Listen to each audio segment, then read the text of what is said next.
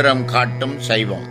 சைவ சமயத்தின் முழுமுதற் கடவுள் சிவபெருமான் என்பதையும், சிவ சம்பந்தமுடையது சைவம் என்பதையும், சைவம் சிவனுடன் சம்பந்தமாகுதல், சைவம் தனி அறிந்தே சிவம் சாருதல், சைவம் சிவன் தன்னை சாராமல் நீங்குதல், சைவம் சிவானந்தம் சாயுச்சியமே எனும் மந்திரம் சொல்கிறது.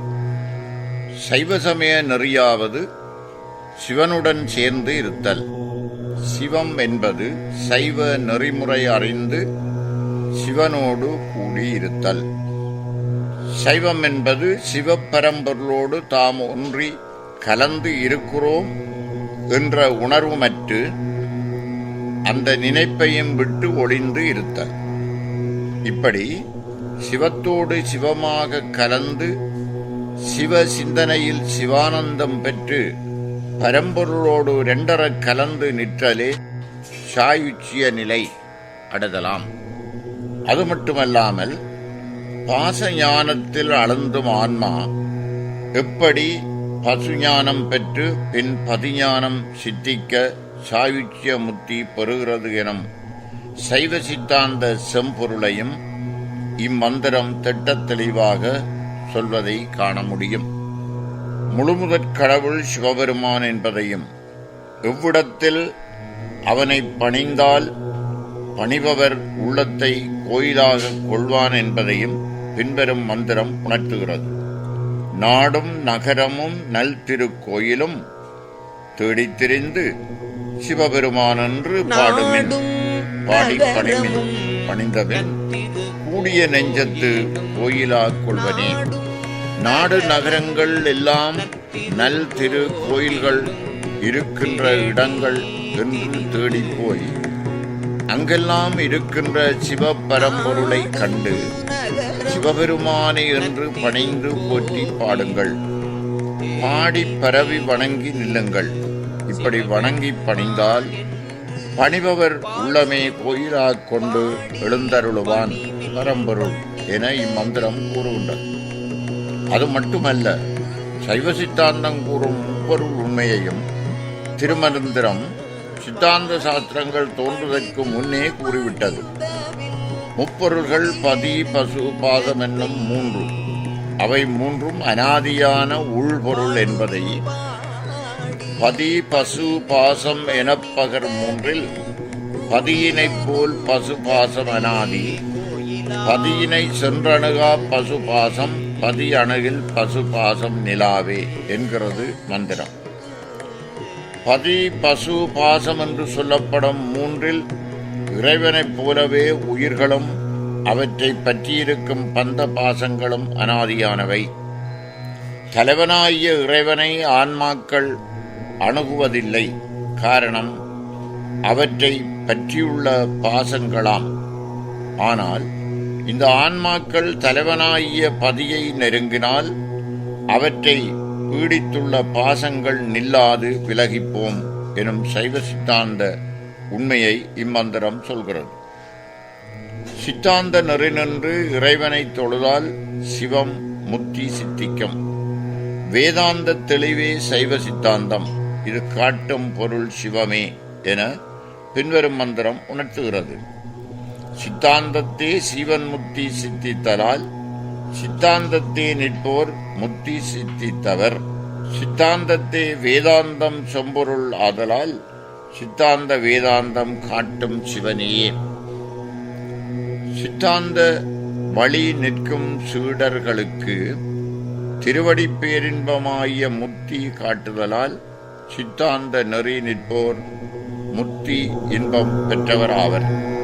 சித்தாந்தம் வேதாந்தம் என்ற இந்த இரண்டும் உயர்ந்த பரம்பொருளாகிய சிவத்தை பற்றியதாதலால் சித்தாந்தம் வேதாந்தம் என்னும் இரண்டுமே சுட்டுவது சிவனின் காட்சியே எனும் இம்மந்திரம் கருத்து மிக உயர்வானதாகும். இக்கலியுகத்தில் சைவம் சிவநெறி என்றும் சைவ சித்தாந்தம் என்றும் சிவபெருமான் என்றும் சொல்லுவதற்கு கூச்சப்படுபவர்களையும் நமது சமயத்தின் பெயர் எது என தெரியாது தடுமாறுபவர்களையும் பரவலாக காண்கிறோம்.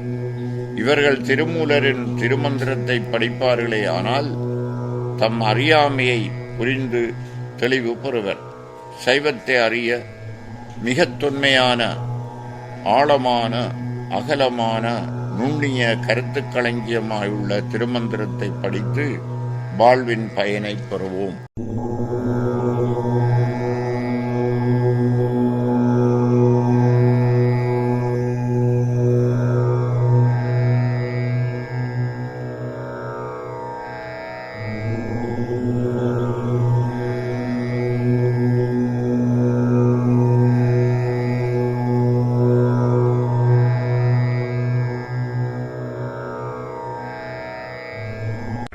ஆரிட்ட நுண்மணல் ஆரே சுமவாதே கூறிட்டு கொண்டு சுமந்தழிவாரில்லை நீரிட்ட மேனி நிமிர்சடை நந்தியை பேரிட்டு என் உள்ளம் பிரியகிலாதே.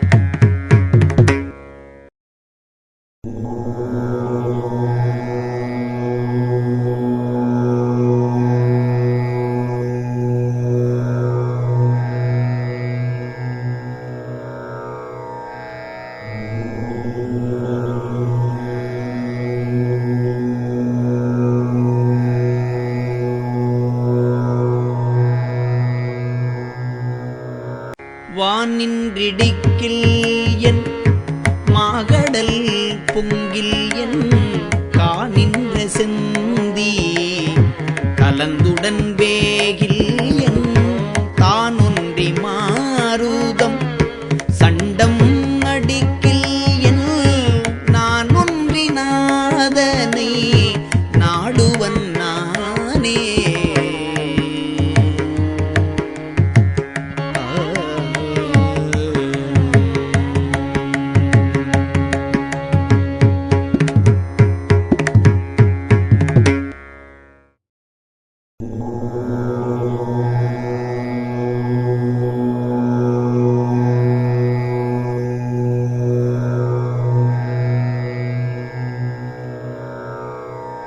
ஆனை துரத்தில் என் அம்பூடருக்கில் என் காணத்துழுவை கலந்து வளைக்கில் என் ஏனை பதியினில் எம்பெருமான் வைத்த ஞானத்துழவினை நான் முழுவேனே.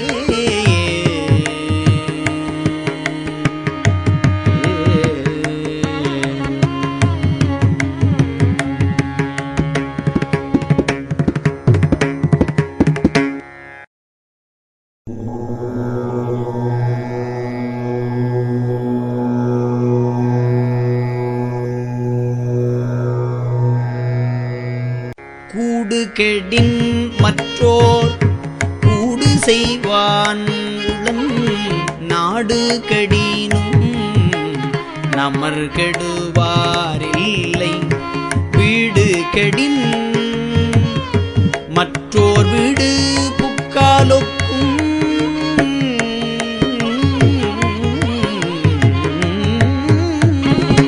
வீடு கெடின் மற்றோர் வீடு புக்கால் ஒக்கும் பாடது நந்தி பரிசு அறிவார்கட்கே.